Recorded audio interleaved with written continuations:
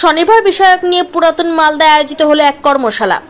এলাকার মহিলাদের স্বনির্ভর করার উদ্দেশ্য নিয়ে পুরাতন মালদা পৌরসভার 7 নম্বর ওয়ার্ডের বাচামারি এলাকায় আয়োজিত হলো এক কর্মশালা।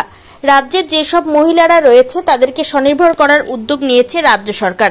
মহিলারাও পিছিয়ে নেই এই ভাবনা চিন্তাকে সামনে রেখে মহিলাদেরকে স্বনির্ভর করার উদ্দেশ্য নিয়ে বিভিন্ন শুকনো জাতীয় খাদ্যদ্রব্যের ওপর স্বল্প সুদে ঋণ দেওয়ার উদ্যোগ নিয়েছে রাজ্য সরকার।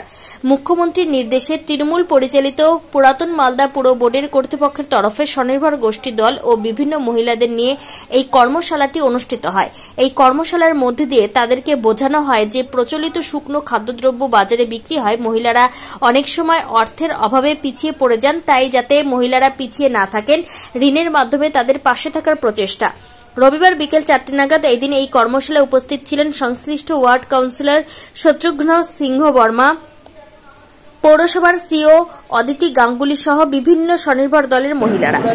পৌরসভার এসএইচজি গোষ্ঠীগুলো যে আছে সেগুলোর বিভিন্ন রকমের লোনের বিষয় আছে। তার মধ্যে এখন বর্তমানে যেটা গুরুত্বপূর্ণ বিষয়, আমাদের 40,000 টাকা করে মহিলাদের দলের সদস্য অবশ্যই করতে হবে, কিন্তু মাথা পিছু 40,000 টাকা করে লোন শুকনো খাবার জাতীয় জিনিসের ওপর দেওয়ার জন্য পরিকল্পনা দিয়েছে সরকার। 7 নম্বর ওয়ার্ডের আজকে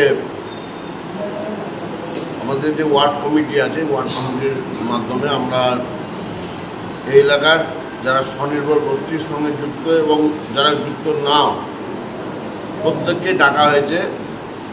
আমাদের পশ্চিমবঙ্গ সরকারের মাননীয় মুখ্যমন্ত্রী